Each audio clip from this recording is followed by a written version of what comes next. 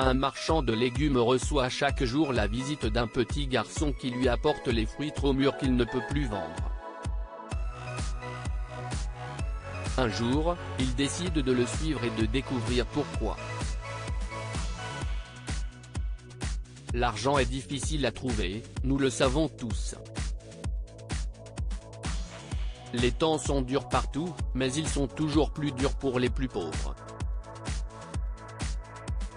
Moins on a, plus l'argent semble être précieux, et comme nous le savons, l'argent est difficile à trouver.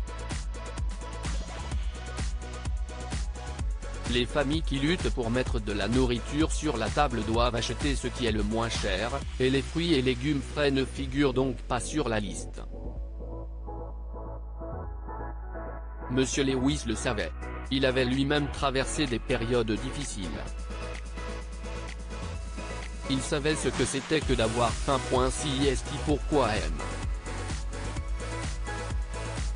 Lewis avait une caisse à l'avant de son magasin de fruits et légumes dans laquelle il mettait les produits un peu trop mûrs pour être vendus. Les personnes les plus pauvres du quartier savaient qu'elles pouvaient en profiter. La plupart des personnes qui faisaient leurs courses dans ce que M. Lewis considérait comme sa boîte de charité étaient des personnes âgées du quartier ou des femmes maigres, à l'air fatiguées, qui avaient beaucoup d'enfants à nourrir. Un jour, un petit garçon est passé par là. Il a vu une vieille femme prendre une poignée de tomates et quelques oranges, sans payer. Elle a remercié Monsieur Lewis et a continué son chemin. Le petit garçon a demandé, « Vous n'êtes pas en colère ? M. Lewis a souri. « Pourquoi serais-je en colère ? Vous vous mettez toujours en colère quand les garçons essaient de voler des pommes, » a dit le garçon. « Si est-il vrai, » a admis Monsieur Lewis. « Mais si est-il différent ? Ce fruit doit être mangé tout de suite pour ne pas s'abîmer, alors je laisse les gens qui n'ont pas les moyens d'en acheter en prendre. » Oh, s'exclama le garçon. Est-ce que je peux en avoir aussi ? Bien sûr, mon petit, a dit gentiment M. Lewis. Quel est ton nom ? Je m'appelle Peter, a dit le garçon. Peter D.A.T., a dit Monsieur Lewis. Attends une minute M. Lewis est allé chercher un sac en ficelle et l'a rapidement rempli d'une sélection de différents fruits provenant de la boîte de charité. Voilà, dit-il. Profite-en et reviens quand tu veux. Pierre remercia M. Lewis est parti avec les fruits. Le lendemain, il est revenu avec son propre sac. Il demanda poliment à Monsieur Lewis s'il pouvait prendre quelques fruits, puis il s'enfuit avec son trésor. Peter devint un visiteur quotidien de la boutique de M. Lewis. Parfois, Monsieur Lewis mettait même à sa disposition certains des produits les plus frais. Il commença à se demander qui était Peter et s'il avait besoin de plus d'idées que ce qu'il recevait. Un après-midi, Monsieur Lewis décida de le suivre. Il observa de loin l'enfant s'approcher d'une vieille maison et regarder autour de lui d'un air furtif. Son petit visiteur est-il un voleur ? Se demanda Monsieur Lewis. Il vit Peter monter les marches du porche, laisser le sac de fruits près de la porte, pour s'enfuir en courant. Curieux, M. Lewis suivit Peter jusqu'à une autre maison d'apparence tout aussi médiocre. Là, le garçon monta les marches, ouvrit la porte et cria « Maman, je suis rentré ».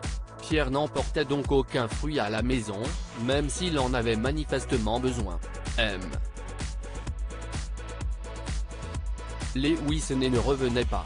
Le lendemain, lorsque Peter est passé, M. Lewis l'a appelé à part. Peter, dit-il doucement. Que fais-tu de la nourriture que tu prends ? Tu la donnes à ta maman ? Pierre secoua sa petite tête.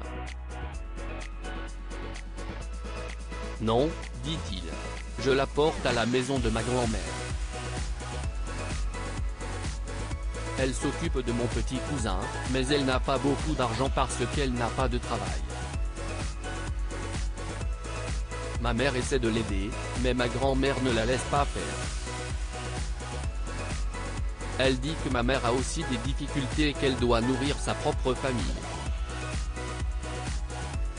Alors je laisse la nourriture sous le porche pour qu'elle ne sache pas que si est moi. Lewis regarda Peter, les larmes aux yeux. « Peter » demanda-t-il. « Tu n'as jamais rien pris pour toi ?» Peter a baissé la tête. « Je l'ai fait une fois. Quand vous avez mis cette pomme rouge brillante. » avoua-t-il. « Mais après, je me suis senti mal parce que Sally en a plus besoin que moi. » « Est-ce que ta maman le sait ?» a demandé Monsieur Lewis. Peter secoua à nouveau la tête. « Non, murmura-t-il. Et elle est très fière. Elle aurait honte de savoir que j'ai fait la charité. » « Attends ici une minute, mon garçon, » a dit Monsieur Lewis. Il est entré dans le magasin et a rempli 2 grands sacs à bord de fruits et légumes délicieux et croquants. Il a accompagné Peter jusqu'à la maison de sa grand-mère, et ils ont laissé un sac sur le porche, comme ils le faisaient d'habitude. Ensuite, Monsieur Lewis a accompagné Peter chez lui. Il a frappé à la porte et a attendu que la mère de Peter réponde. « Bonjour, Madame Dean, » a dit Monsieur Lewis. « Je suis le propriétaire du magasin de fruits et légumes de Barton Avenue.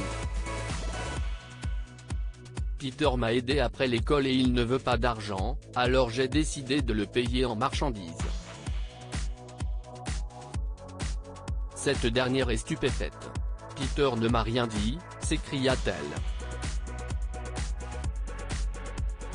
Si est un bon garçon, » a déclaré Monsieur Lewis. « J'aimerais seulement qu'il ait 10 ou 12 ans de plus. » « Pourquoi ?»